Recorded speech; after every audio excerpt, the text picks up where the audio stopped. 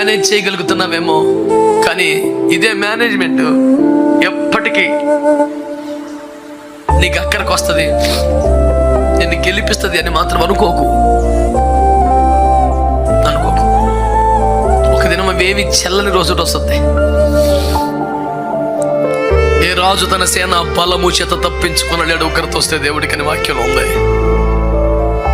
You cannot simply escape from the judgment throne of Jesus Christ. You must give your account for each and every deed, and not only deeds, each and every word. ప్రతి మాటకు లెక్క చెప్పాలంట.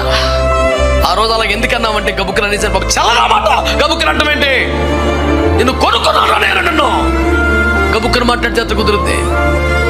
పెద్ద రెక్కల మీద మోసినట్టు మోసుకొచ్చా నిన్ను.